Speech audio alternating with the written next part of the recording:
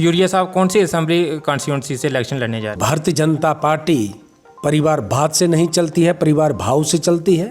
Party जो भी निर्णय लेगी ठीक लेगी। लेकिन फिर भी सर ईस्ट की वेस्ट, देखिए जी, उधमपुर ईस्ट हो उधमपुर वेस्ट हो, दोनों हमारे परिवार के नाते हम लोग काम करते हैं। पार्टी का जो निर्णय होगा वो सर बातें पे।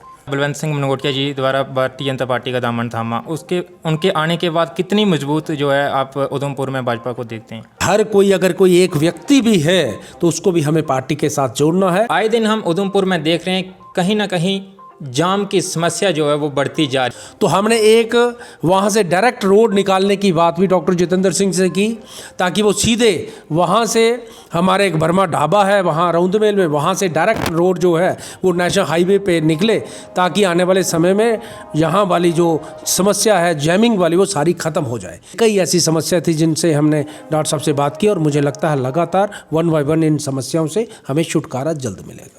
नमस्कार नाजरीन, आप जुड़ चुके हैं जम्मू लद्दाख विज़न के साथ। मैं हूं आपके साथ बलवंत सिंह ठाकुर। आए दिन हम उधमपुर में देख रहे हैं कहीं ना कहीं जाम की समस्या जो है वो बढ़ती जा रही है और कई सारी समस्याएं जो हैं वो दिन प्रतिदिन जो हैं वो बढ़ती जा रही हैं। आज इसी विषय पर हमारे साथ खास बातचीत करने के लिए भाजपा के प्रदेश के उपाध्यक्ष श्री पवन खजूरिया साहब हैं।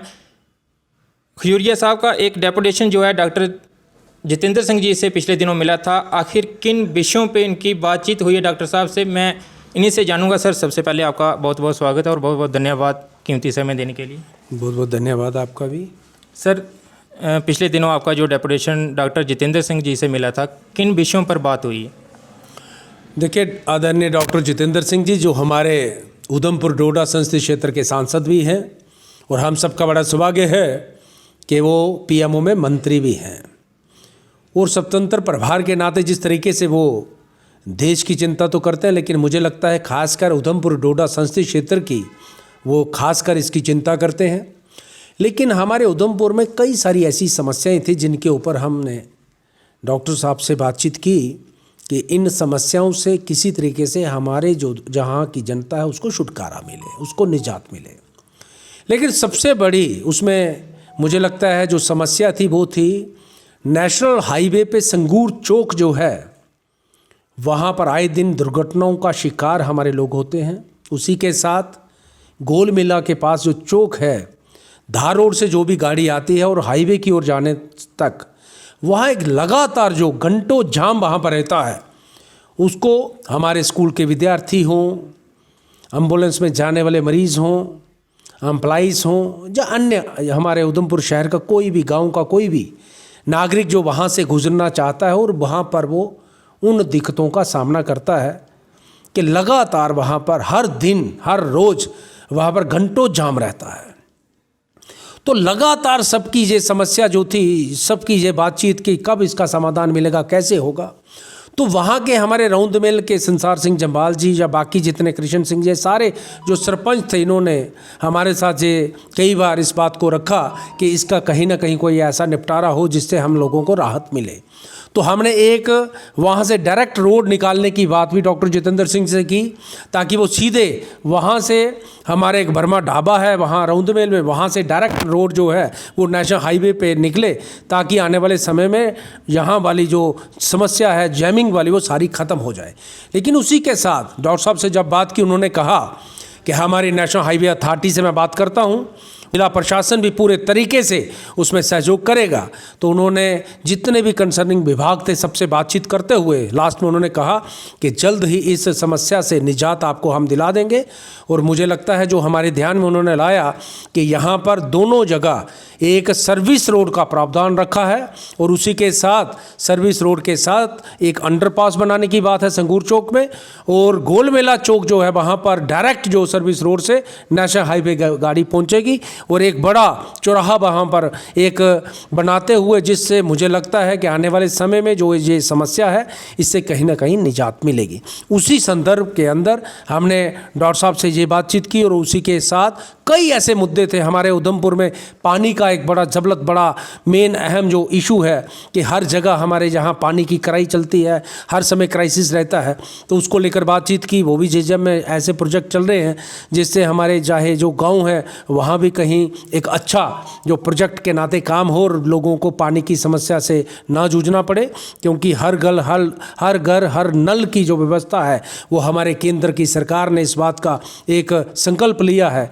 तो उस नाते से कई ऐसी समस्या थी जिनसे हमने डॉक्टर साहब से बात की और मुझे लगता है लगातार 1 बाय 1 इन समस्याओं से हमें छुटकारा जल्द मिलेगा। सर, उधमपुर में जो बिजली के अंशडूल कट जो लगातार जो जिससे जनता काफ़ी परेशान है, इसको किस तरह से देखते हैं आप? देखिए, आए दिन आपने देखा, इसमें कोई दो राय नहीं कि जनता पूरा अपना जो किराया होता है वो दे रही है और उनको 24 घंटे बिजली मिलनी चाहिए।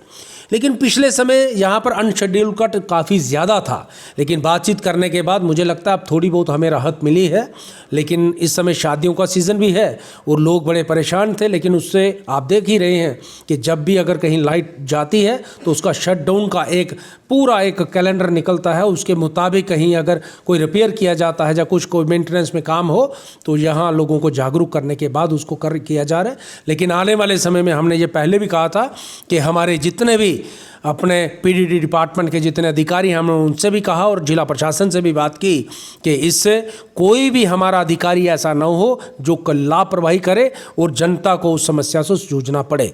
तो सब लोग पूरे तरीके से काम करें और मुझे लगता है आपके माध्यम से भी मैं तमाम जनता को ये बताना चाहता हूँ कि आने वाले समय में धीरे धीरे जो जहाँ पर जितनी भी समस्याएँ हैं, चाहे वो गाँव हो शहर हो, उन समस्याओं से जल्द छुटकारा मिले, ऐसी व्यवस्था हम दिन प्रतिदिन बनाने की कोशिश कर रहे हैं। खजूरिया साहब, मेरा एक क्वेश्चन इससे हटके रहेगा कि जो आपके चाहने वाले हैं, जो आपको नेता मानते हैं, वो उनका ये सवाल है कि आने वाली इलेक्शन में खजूरिया साहब कौन सी असेंबली कॉन्स्टिट्यूंसी से इलेक्शन लड़ने जा रहे हैं?